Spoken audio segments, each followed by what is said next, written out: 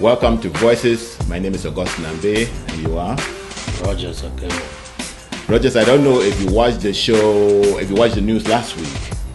And you watched the coverage of what's going on in Myanmar, particularly with the, what do they call them? The Muslim sect that has been thrown out. What do they call them? The Rohingya Muslims. The Rohingya Muslims. What caught my attention? It's not what they were doing to them.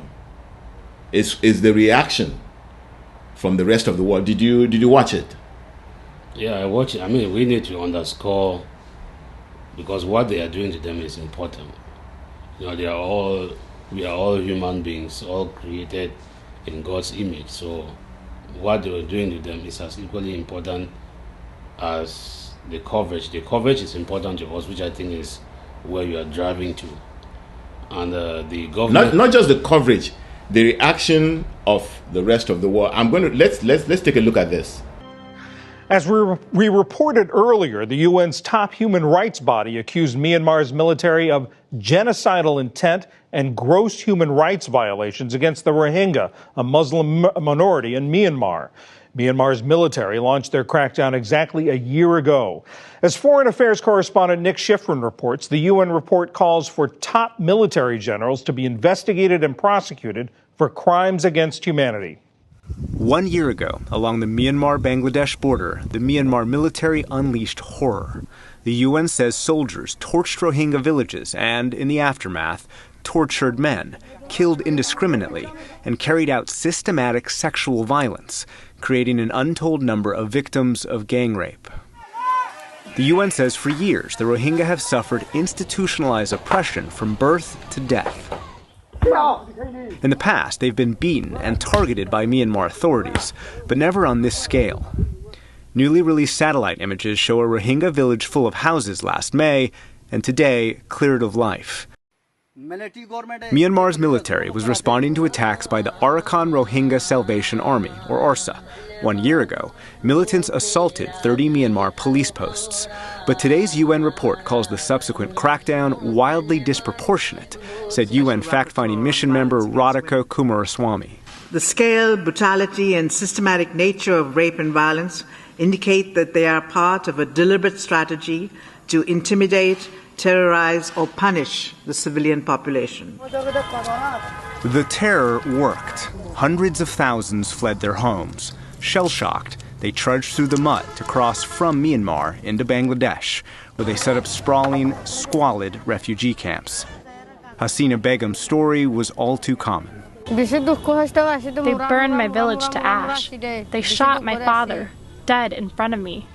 Special correspondent Tanya Rashid has covered this story for us for the last year, and over the weekend she saw how conditions have improved in the world's largest refugee camp. Many have set up shops where they're selling belts and clothing for little children. Pharmacies have been set up where they're selling an array of medication like paracetamol for headaches.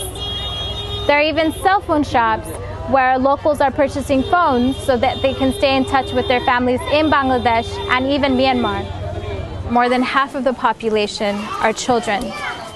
A year later, they continue to struggle, where they've taken on adult-like tasks such as manual labor and carrying heavy loads, all to support their family. Local doctors say that many of these children also continue to suffer from malnutrition.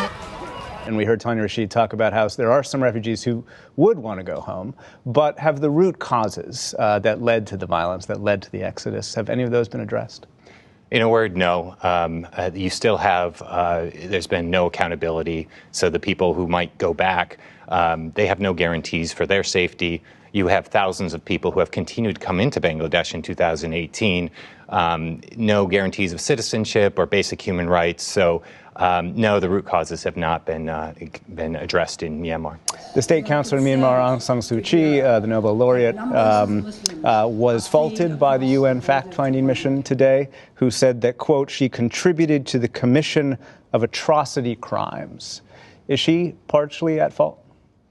Yeah, it's not a light kind of thing to say, but I think the fact-finding mission got it right. A lot of people have complained about Aung San Suu Kyi remaining silent, but it's worse than that. She hasn't just been silent. She's talked about, her office has talked about fake rapes in the light of this overwhelming evidence of mass rapes.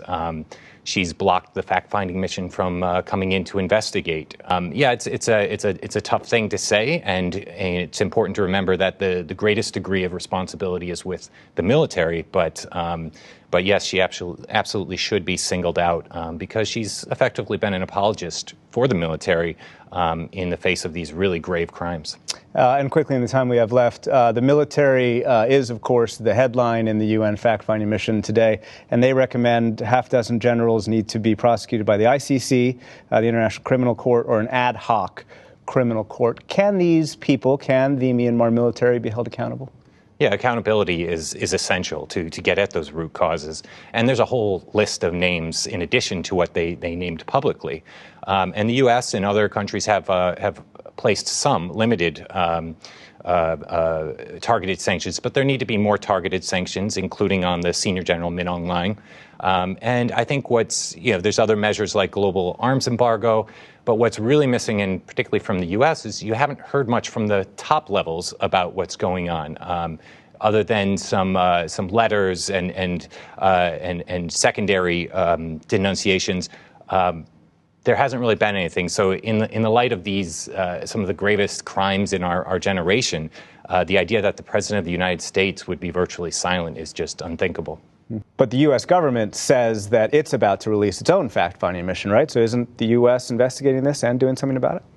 Yes, it's very important. They've surveyed over 1,000 different Rohingya refugees, and they have this evidence that's ready, but they haven't released it yet. So it's really important that the State Department report be released. And in addition to the UN fact-finding mission and what other organizations have found, there's this mounting evidence of atrocities and a wave of momentum that needs to be used to take action. Dan Sullivan with Refugees International, thank you very much. What caught your attention with that? Well, there are different responses from different stakeholders in the world. You have the United Nations, you have the United States, you have the British government, you have the international media, the BBC, for example. They are responding to this crisis. And we have a very similar situation in our own hands. And the United Nations, the head of the human rights of the United Nations have called for the resignation of Aung San Suu Kyi. Yes. People have called for her, because she's a Nobel Peace Prize winner, to return that prize that she won. So there have been so many things that people have said. And they're calling on taking the generals to the International Court of Justice. International Court of Justice, yes, I was coming to that. And all of the things that they have done, and you can go through them list by list, right? Yes. Burning down of the Rohingya houses by the military. Raping, killing of civilians, civilians fleeing to Bangladesh and other countries. The interesting thing too is that they go back there and try to negotiate to bring these people back, but they don't want them there. Those that have fled to India and all those kind of things. So we are talking about the same things that are happening to us. The burning of houses in Kwakwa, burning people in houses, killing of children. There was a 9-year-old and 11-year-old that was shot in a corner yesterday and killed just because they were crossing the streets. The killing of women. The raping of women. Yes. The killing of children. And all of these things are happening to us. It seems to me that what is happening to the Ambazonian people is even more than what has happened to the Muslims in Myanmar. Yeah, it is more, because we have had this for 57 years now. And the difference between us and them is that, and I want people to pay attention to this very seriously. The difference is that the United Nations and the rest of the world can come in and see exactly these atrocities for what they are. In Myanmar. Yes. And condemn them and bring these people to the International Court of Justice. For us, there is the French and the conniving attitude of the rest of the world against the people of Ambazonian, of the Southern Cameroons.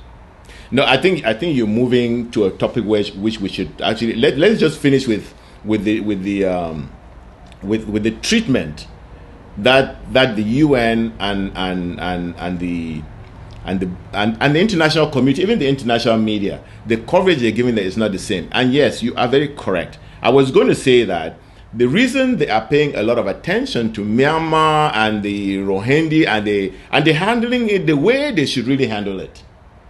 You know what I'm saying? Mm-hmm. They should condemn it. They should hold Aung San Suu Kyi responsible. They should hold the military responsible. They should hold them for war crimes. They should create a new umbrella for them. But I think what I am going to say is that they are doing this because there's no international power that's claiming its interest in that area. And I think that's where you were going, that in Africa, in the case of Ambazonia, the French have an interest there, and so the UN and the international community is playing a game. Is that where you were going? Yeah, that's what I'm saying. It is not just that they have an interest. These people are turning a blind eye because to them, that part of the world is owned by France, and they have done this in every single place. They did this to Laurent Gbagbo in Ivory Coast. Yes. They did it to Thomas Sankara. They did it to Sékou Touré in Guinea. They did it to They ignored Rwanda, where at the time 1 million people were murdered in 100 days. Yes. 1 million. Nobody did anything. Yes. Because there was French interest there. Yes. So that is the difference. Because all of these things that we talked about in Myanmar and what is happening to us, it is the same. It is crimes against humanity. People killing children, burning people out of houses for exactly who they are. Because that's another thing to underscore. It is because these people are Muslims and these people think that they don't belong in that particular part of the world. So they should be eliminated. They should be exterminated and wiped out of the face of the earth. And for us, these people believe that we don't have a right to exist as a people. We are conquered or captured people, however you want to put it, and we are not supposed to have our own identity as a people. We should be subjugated. So they can use their powers to play these things around so that nobody says anything about it. The other day, Antonio Guterres, the Secretary General of the United Nations, sent out a tweet condemning and talking about the anniversaries of what happened in Rohingya, the Rohingya Muslims and things like that. But when he comes to La République, he picks a trophy. Why does he get a trophy? He gets a trophy because he has been doing a good job of covering up what the French and La République are doing to us. So they give him a trophy. The other woman from the Commonwealth goes, what's her name? And Mrs. Scotland, they give her own Patricia prize. Scotland. She takes it and she goes. The other guy comes from the African Union and visits, and he gets his own prize, and they turn around and they go. Because the things that are happening to us don't matter. But they can talk about the Rohingya Muslims, and we are not, we are just trying to juxtapose those two situations.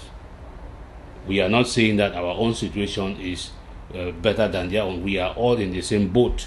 But unfortunately, somebody in that boat is being given a lifeline by the international community, while the other person is being left to drown. No, I think yes, I agree with you. I think what we are saying is that the situation in Myanmar is being addressed the way it should be. Mm-hmm. And the same thing or even worse is happening to the Ambazonian people, and the world is turning a blind eye. And the question is why? Now, this why is a why that we've answered on this show in other episodes. Mm-hmm. And I'm just going to say that in 1941, Roosevelt met with Churchill, and they decided that colonialism should end. But Charles de Gaulle insisted that it will not end in Africa. And so, unfortunately, Franklin Roosevelt died before the war ended. And so, in a visit by Charles de Gaulle to the White House with Truman, it was agreed that France should be allowed to remain in Africa. Because of the growth of communism in Europe, we were allowed to go. And so France does these things overtly, and the world stays quiet because there's that acquiescence. You know what I'm saying? Mm-hmm. So what we are talking about is not something that we are guessing. I mean, I think the facts tell the story, but then there's that historical anointment of the French to remain in Africa, to be colonialists, doing the things that belong to the 19th, 18th, and 17th century, even to the 20th century. We're in the 21st century. And they're allowed to do those things. You know, I even hesitate to say it's because we're Africans. Would you add that to it? Yeah, I mean, that should be part of it, because that is the only part of the world where not only were people colonized, but people were colonized in a certain way, not to think about themselves or their communities and things like that. There were colonies all over the world. But you can also say that the reason too is we are part of the problem. We are part of the problem. And we have the other people have been able. France did not leave Dien Bien Phu because France wanted to leave, right? They were defeated, and the Algerians defeated them in the 1956 Algerian crisis, but they did not completely get them out. But at least they did. The rest of sub-Saharan Africa, and this is where they have their greatest foothold, is in sub-Saharan Africa. We need to get up, and other African countries have to stand up so that we can get rid of these people. France is a third world country without all of these colonies. The only reason France is able to stand up and say anything anywhere is because of the benefit she reaps from the people of Africa. Well, let me say this, okay? I think that this is it's very controversial when you say we are part of the problem, because of the way the colonialists split up Africa. Each of the countries are really small, not to be able to stand up to this evil. When you talk about Indochina, well, China was there supporting the Vietnamese and helping them to fight.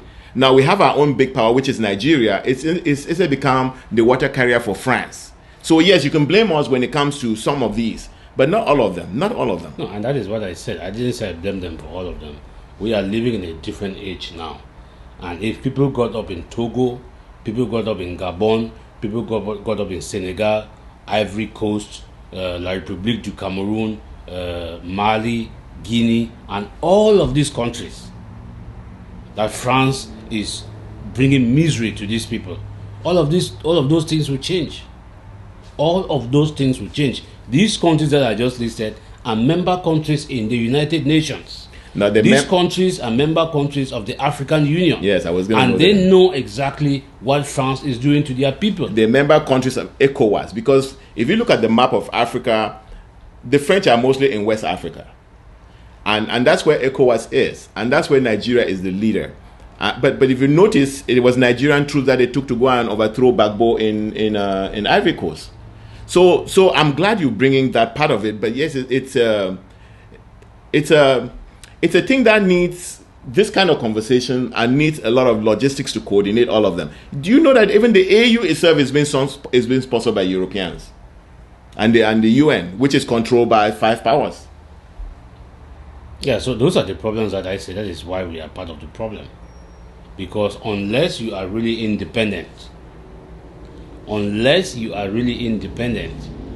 cannot really do anything for yourself. And unless the African countries that we are talking about decide, this is a different age. We talked about the Arab Spring. Why did that happen? Because all of those Arab countries could bond together whatever was happening in other countries, and it affected all the dictators in that part of the world. Why? Because of technology. If what we are doing in Ambazonian today, if the citizens of La République could get up, if the citizens of Mali, Togo, Burkina Faso, all of these places, Gabon and Congo, all of these places, and get France out of their lives and ask for their own monetary policy so they can print their own money and set their own monetary policies, France will be gone. But the people in power are not going to be able to do that because they benefit from that setup. So the people who have to do it it's you and I who are suffering day in, day out. Our parents are suffering, our brothers are suffering from the benefits that France is reaping from us. So people have to stand up and do this thing. I really don't look. The price of evil in the world cannot be asked to be paid by a certain group of people. You know, Europeans during the Second World War could not defeat Hitler. The rest of the world had to come together. American power had to come in, and British resistance, and you know. So I think it's a little unfair to expect Africans to deal with superpowers, because when you talk of France, it's not only France. If it was just France alone, we could have beaten them out. You know what I'm saying? France alone could not have gone and gotten Gaddafi out of Libya. They had to bring in the United States. Do you know that Libya was bombarded by all the European powers, including the United States? Mm-hmm. So that's the world in which we live. And so right now, to ask Africans to be the ones who defeat this evil that has lived there for centuries, I agree with you that Africans has a responsibility to start, just like the Ambazonians have started their own liberation. You know what I'm saying? And you mentioned Congo, yes, but I tell you what, we cannot be expected to push these people out, because when you talk about France, you're talking about the European Union, you talk about the alliance. What is it called? Atlantic. What is it called? I'm sorry. North Atlantic. You talk about the North Atlantic organization. No, what you are saying is that basically what you are saying is that the Africans can accept their condition and stay like that, because the reason France is doing that is because the United States and all the other countries allows France to do that, right? Well, let me say this. What I'm saying is that this evil on earth cannot be the responsibility of Africans who are bearing the brunt of it. We have a role to play. I agree with you, but the rest of the world has to come in and change their thinking. I think the agreement between Truman and Charles de Gaulle to go and own Africa, that agreement remains still today and is being respected. It's wrong. It's wrong. Talking about responsibilities, and we started this show by talking about what's happening in Myanmar, right? Mm-hmm. I'll tell you what the president of Bangladesh or the prime minister of Bangladesh is, what her response is to what is happening there. Here's what she said. We have told Myanmar, they are your citizens. You must take them back, keep them safe, give them shelter. Is that what Nigeria is telling La République about the Ambazonian refugees in his country? Well, do you want Nigeria to say that? No, Nigeria should be acting responsibly in the face of evil, the same as this prime minister the prime minister of Bangladesh is reacting. This prime minister is asking Myanmar to take back its citizens. Do the people want to go back to La Republic? No, she's not just asking Myanmar to take back its citizens. It's take back your citizens, provide them home because they are your citizens. They deserve to be in their country. That's what she's saying. Mm-hmm. And La Republique and the Nigeria ought to be telling La Republique, the people they're not the same problems, okay? Mm-hmm. Nigeria need to look at the situation in Ambazonia and say what is the situation there and give it. You know we've been talking about root causes, and go back to the root causes and address the issue instead of playing the criminal game they are playing with dictators in La République and France. And that is where, when I told you that Africa, we are part of the problem, that's part of the problem. Because instead of looking at it as, this is a problem that is wrong and we have to do something to make sure that it is right, because the reason the Prime Minister of Bangladesh is saying that is the incursion from the refugees is causing a lot of stress in Bangladesh. So too is the people who have fled from the southern Cameroons into Nigeria.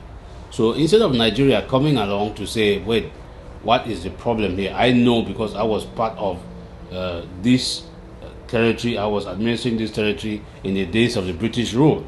And I know exactly how these people ended up there because they could have as well been part of Nigeria. And coming in there to make sure that the things are done exactly the way they are done, no, they decide to take the side of France. Yes, I just want to say that the response of the Prime Minister of Myanmar is not so much of Bangladesh. It's not so much about how it is affecting them. Well, it's more. She's addressing. We told Myanmar they are your citizens. You must take them back, keep them safe, give them shelter. You know, she's really concentrating on the refugees. That these people belong in Myanmar. They need to be protected and they need to be given shelter. You know what I'm saying? She's not saying, oh, it's a burden to us. She's not really saying that. So I guess what I'm trying to say is that this is a woman who is trying to go back to the root cause and is addressing it. Say, these are your citizens. You need to treat them as your citizens. And because they are your citizens, they belong in their homes and they deserve to be protected. And like I've said, Nigeria, our situation is different from that of these Rohingyas. Ours is that there was a colonial. It started right from the UN. I don't want to go back to our own root cause because I really just wanted to show that there are two situations being addressed by the two countries that are affected differently. Okay, so Nigeria, what Nigeria needs to do is go back. I mean, our problems start all the way from the UN part. Mm-hmm. So, but the point here is that, look, I totally agree with you about what Africans should be doing to free themselves. But I think we cannot expect Africans to because evil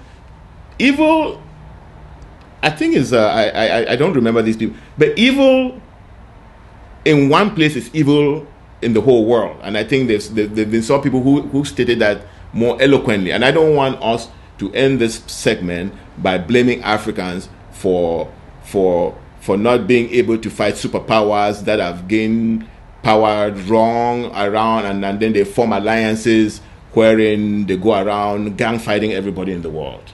I just want us not to put that responsibility on Africans because they're the ones on which this evil is being perpetuated. And now, and this continues in the same light. UNICEF, the representative of UNICEF in La République du Cameroun, Mr. Jacques Boya, condemned acts of violence, abduction, intimidation, and attacks against schools in the northwest and southwest regions carried out by Ambazonian fighters. Do you agree with that statement? Well, I don't know if he has any evidence that was done by the Ambazonian fighters. You know, there are people who just go out and make those statements. I don't know if he has condemned La République for going in and killing those two children that were killed for crossing the street in a corner that I was talking about. So these people who are French stooges who sit in La République and don't want to address what the problem is. They want to come out and make statements because they think that there's something, that is where they are looking for an opportunity. There is a problem. Even if there were schools going, what kind of education are the people getting? We have seen all of those problems. And if you are in charge of UNICEF, those are some of the things that you have to be looking. Are you going to let somebody sit and instruct that they are going to design your curriculum so you can get the kind of education that you want? Is that what UNICEF is advocating? So nobody is for killing of students or teachers or whatsoever. But if it happens, who has the responsibility to make sure that those things are, the areas are safe so that students can go to school? It is the government from where you are talking. And that government has not done that. And you haven't asked that government if that government has addressed the root causes of the problems why people are fighting and teachers or students are dying. Because if the United Nations that you represent came out and said, no, in all fairness, we have to look at these problems right from the days of the consortium, before anybody picked up arms. No, what they did was they went out and killed people. They killed students, took their gendarmes into school, they burned down the schools. We saw gendarmes in areas, even they are talking about there is a curfew. And people stay at home, and the only people on the streets are the military. But yet places still get burned down. Who is burning them? So they connive with Atagan Jipo and they set up all these gangsters. You saw a pickup truck, a white Toyota pickup truck with another car running around the streets in Bamenda with guns and all those kind of things. Were those Amber boys? No. No, but so they want to pass for Amber boys. You go out and commit all these atrocities so that these non-entities can come and make statements like this. Yes, and I'm glad that you addressed it in terms of the French stooges, you call them. You know, the French have always, ever since, because they know that they are an evil and that they're still colonialists in Africa, and they stopped acting directly, so they go behind these international organizations to perpetuate their crimes. Mm-hmm. And so people like Mr. Jacques here, they are obviously, I can tell you that if they wanted an Englishman to get that post, the French will oppose, because they want to plant that agent there so that he is there under the name of UNICEF and play the Republic's game. How long has it taken UNICEF to come out and make this statement? When like you rightly say, when the citizens of Ambazonian were complaining that they're sending French-speaking teachers into their schools who are running a French-designed curriculum, trying to bring them into their independent schools, did you hear UNICEF say anything? No. When Paul Biya started killing, because we have footage. I mean, the evolution of this struggle is documented, where people were marching with green palms on their streets, and they were being shot from helicopters and from hiding holes. Did you hear UNICEF say anything? No. So I think this game has been played long enough, and even though they don't think we are humans, and we do have a memory, and we do keep records. Mr. Boya should know that the French cannot fool us. The French, let me put it the Europeans, because the French are still using the European Union to solve other problems. There's an article that was written about the Monzo Tumi meeting with some European representatives in preparation for their November AG, it's called AG what? Anglophone Conference 3. Yes, Anglophone Conference 3. Now, it was supposed to be Tumi and Monzo organizing this, right? Mm-hmm. So does the interjection of two European representatives tell you something that is not just Tumi? You know, we did a show where we said it was not Tumi and Monzo doing this thing. It was a bigger French program going on. You see, Tumi had represented the French in Ivory Coast. And so this... Not Tumi, Monzo. I mean, Monzo. Monzo had been sponsored by the French in Ivory Coast, and they are sponsoring him to do their work now in La Republique. And that's why... But they don't want to... Of course, they're going behind the European Union to send him in. Are you getting the same feel? Yeah, well, the only thing is that the people have to... They can play all the games that they want. They can use all the back channels that they want. But all we have said is, Monzo does not speak for the people of the Southern Cameroons. Neither is Tumi does not speak for the people of the Southern Cameroons. At this material moment, those two people are not the people that are going to control what happens in that part of the world, mm-hmm. in that territory. Mm-hmm. So if the United Nations or the European Union or whoever is deceiving themselves that Simon Monzo or Cardinal Tumi or whoever is going to somehow bring some dialogue or bring some peace into the Southern Cameroons, they are wasting their time. And I can guarantee them that they are wasting their time, because those people don't have the authority to talk to our people, and our people will listen. Those people work for La Republique, and any person that is affiliated with La Republique cannot make an argument for our people. We have talked on this show about Monzo talking about us, Philemon Yang, going to dialogue with us, and it is as if we are dialoguing with ourselves. So how is it different from what they are trying to do now? No, it's the same thing. We have asked that question, right? Yes, we have. So, the people that declared war on us is La Republique. Because when we started this revolution, the teachers and the lawyers went to the streets and said, this is what is wrong. We want these things addressed. Even in 1993, when we met for AAC1 and the following year with AAC2, there were particular stipulations that were put in place that if government does not address these things, then we will have no option but to separate from this thing and restore our independence. So these things have taken over 26 years. But Jidinka said the same thing, that they succeeded, and if they do not pull out, we are going to wage a liberation war. So we did not even wage that war. What I'm just trying to establish here is that these things, we have established these things at point A, point B, point C, point D, up to where we are now. So it has been a step-by-step process, and at each and every single step, we have shown our patience, we have shown our tolerance, we have shown our maturity, we have endured torture, killings, and all of these things at each of these stages that I just listed. Yes, we've shown our readiness to negotiate a position that is agreeable to both of us. And they took that as a sign of weakness. Yeah, they took that for weakness, yes. And at this point where we are speaking, when they did what they did on October 1st, 2017 and September 22nd, 2017, that was the last straw.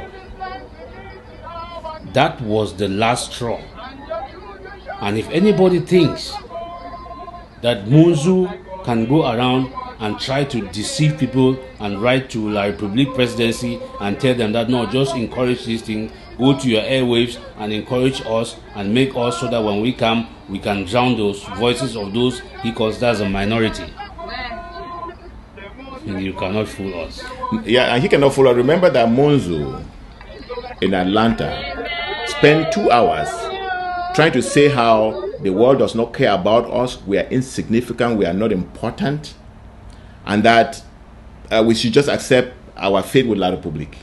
Remember him saying that? Mm-hmm. The truth of the matter is that, first of all, the international community has, forgive me for saying so, because we all consider our problem to be very, very serious. So how dare I even suggest that there are more serious problems in this world than ours? But the truth is that for the international community, there are more serious problems than ours. And when it comes to picking and choosing and prioritizing where they will commit their money and their resources, do you think the international community is just you and I sitting in this room? No. It involves committing personnel, even just to go and investigate. You send people on mission.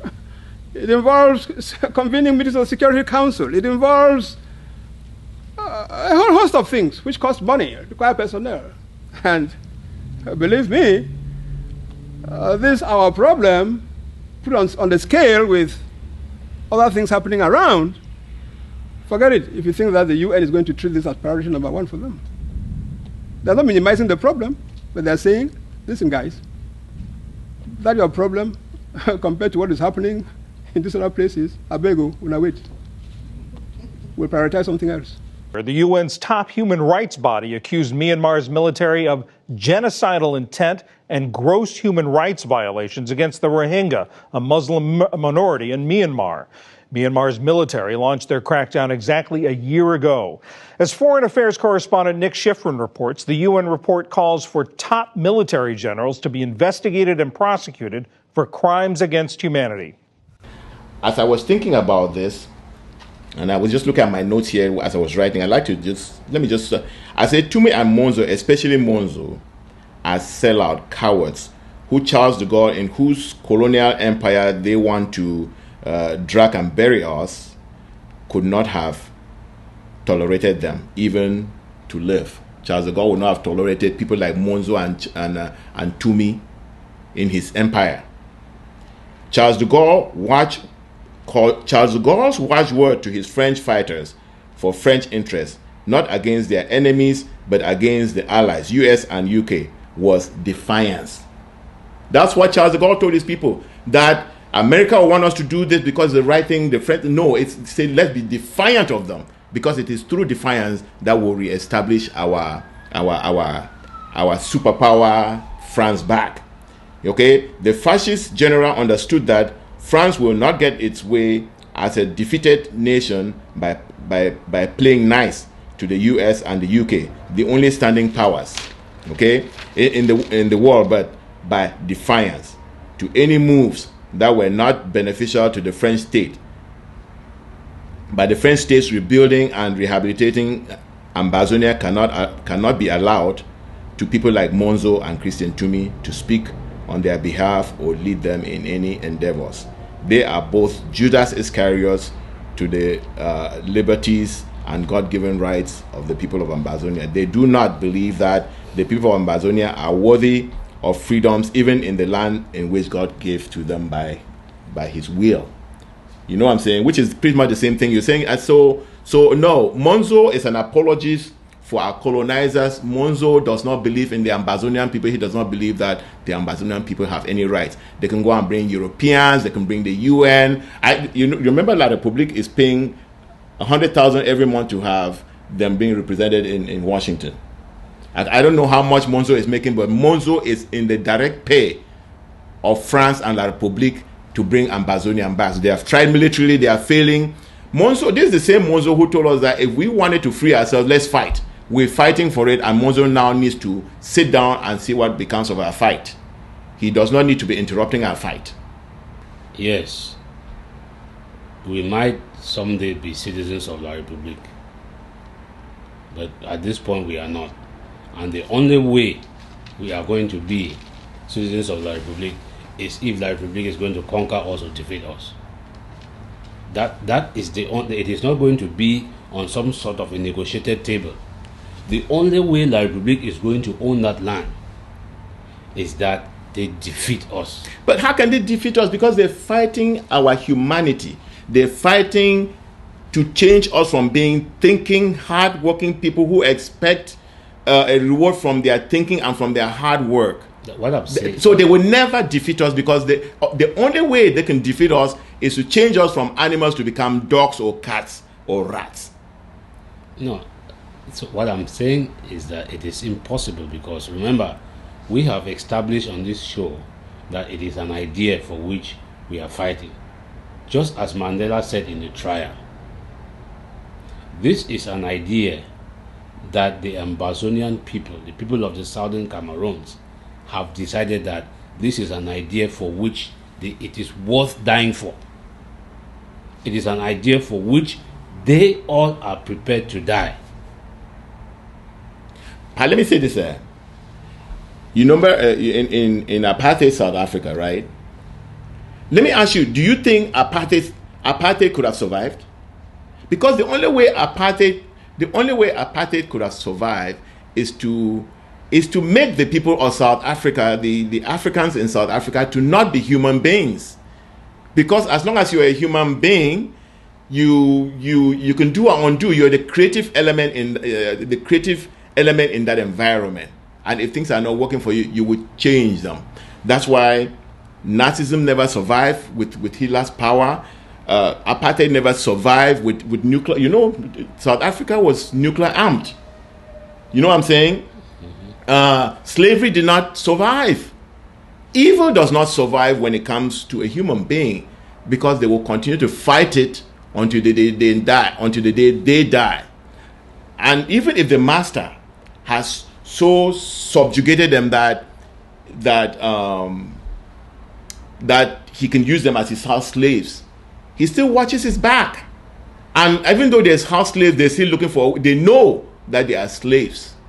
And so there's no way La Republic will ever defeat us, because we spent 56 years trying to talk and negotiate and create systems so that we live together, and all of that failed. So if we needed to go through all these processes in order to come to say, okay, right now we want our independence, we have gone through that, and now we want our independence. And the only way they can defeat us is to clear our land of us, and there's no way they will ever do that. Nazi Germany tried to clear Europeans of Jews. Did they succeed? They didn't succeed. So the French established their fascist state. They negotiated with the international community to accept that they own half of Africa and half of African populations. The British dragged us and threw us in there because we will not be part of Nigeria that they want us to be. And so the question now is, we talked about us fighting. So the question now is, how do we get ourselves out of this? And I think that's one of the biggest debates that is going on in our community now. That yes, we are fighting, and I think we've been talking about strategies of fighting. What I do know about liberation struggles, and if you can look from South Africa to Algeria to the PLO, there is always one strong leader that comes and inspires and coordinates and directs people. There is a source of funding, and then obviously there's an ideology that gets the people going. I joined SWAPO in order to overthrow the yoke of oppression. I joined SWAPO in order that is a liberation to give the independence to all the masses of the Namibian people. I joined SWAPO because I realized it's the only movement that can lead Namibia to its total independence. I joined SWAPO in order to liberate my motherland, Namibia. I joined the SWAPO because SWAPO is the only liberation movement in Namibia which is supported by the toiling masses, and it is fighting for the interests of the masses. The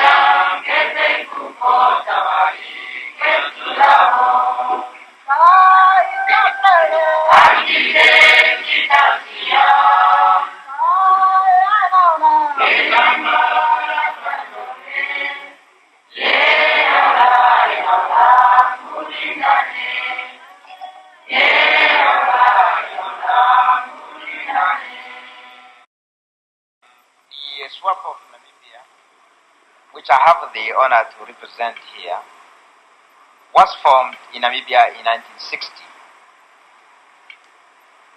with its clear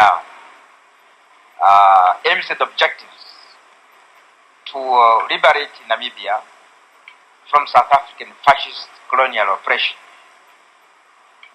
and to create a people's government, a government that will serve the interest of all the Namibian people, irrespective of their color or race or places of origin.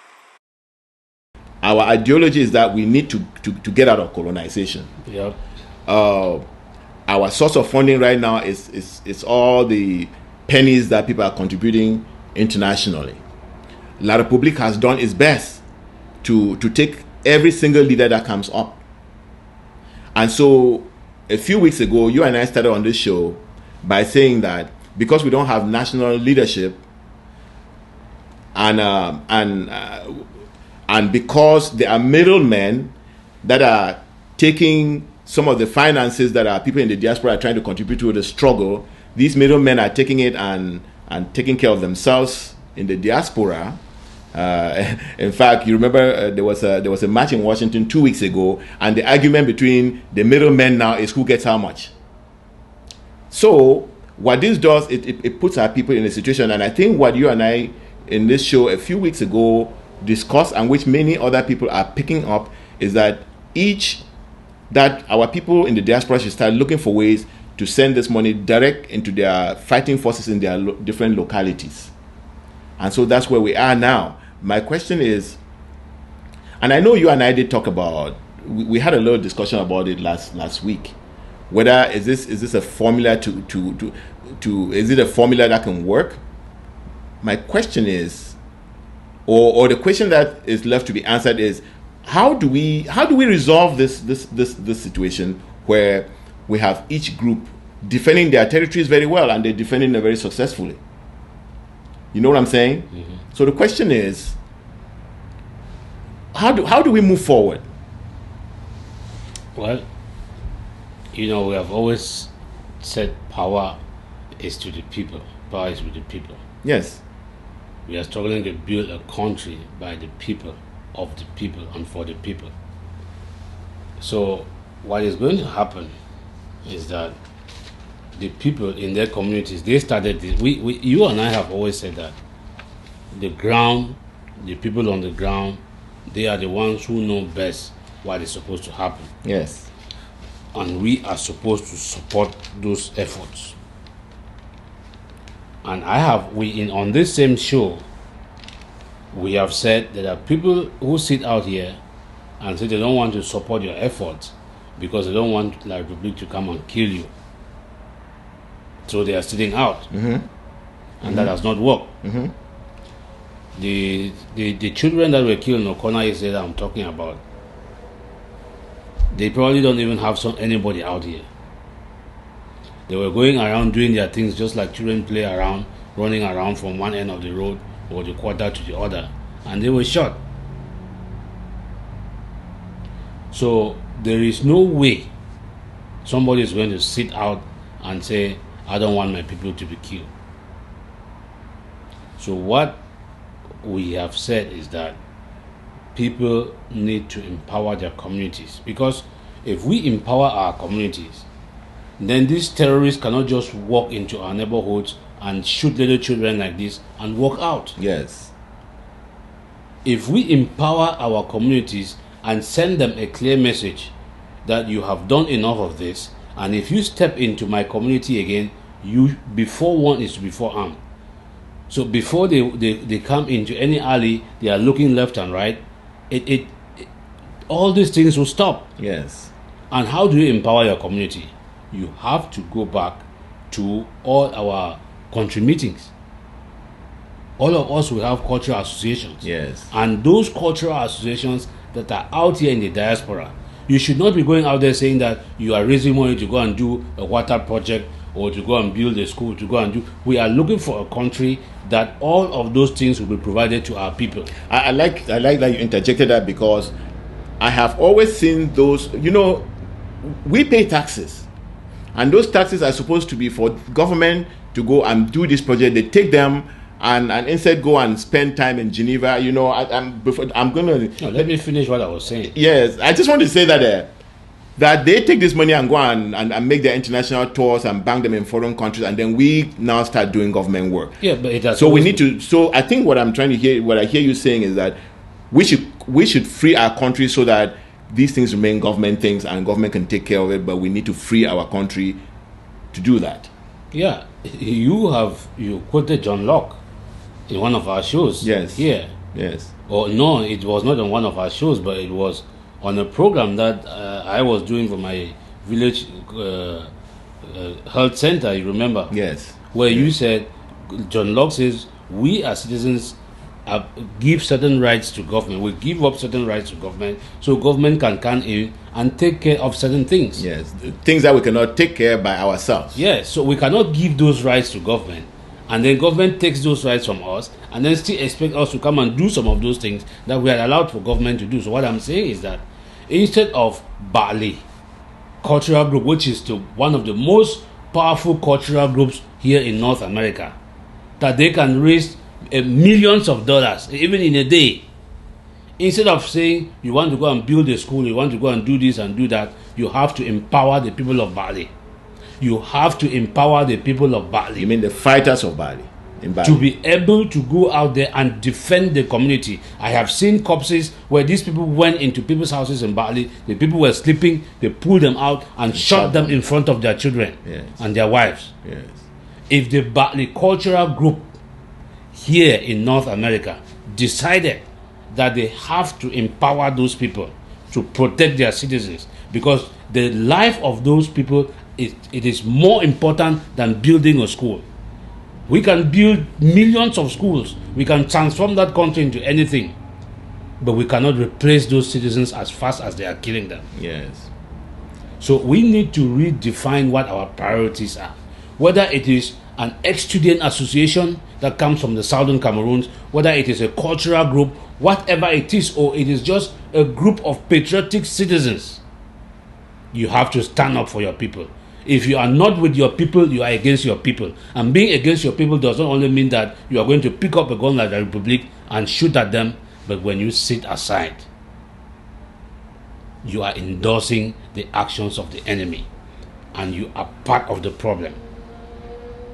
So let's do better for our people. I'm glad that you call the Bali group in a positive way. There are other groups that we can name here where bad things were happening in their community and they just started looking and they didn't say a word. And I'm wondering, don't some of these people come from these villages that were being burnt? And don't they have relatives that are in Nigeria? But these cultural groups go and meet and then they say they are apolitical. Is there something like that? Yes, and I'm glad that you brought that up, because on the very first days that they went into Batibo and they were catching people and corpses were being discovered in the bushes, I said it here on one of our shows. I was in the Momo cultural meeting, Meta cultural meeting here in Minnesota, talking to them. And there were people there who were even wondering if I was invited to that meeting. Why there are people, you are sitting here on behalf of your people back home, and those people are being killed, and you sit here and want to say you are apolitical. And one of the problems that our people have is that the Republic has really done us a disfavor, because this is where you see part of that French education, the French design education in play. Because when people hear about something being apolitical, they don't even want to dig and read and understand what that means. Somebody just picks that word and then just believes that, well, that means that we cannot be involved in things that are political. That is not true.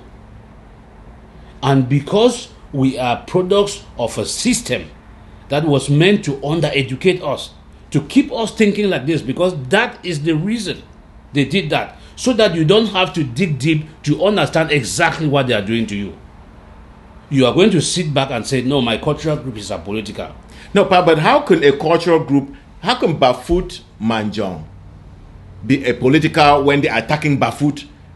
Then you would have no village to be representing. Yeah, you know what I'm saying? Well, the problem is there is no political activity as far as that is concerned.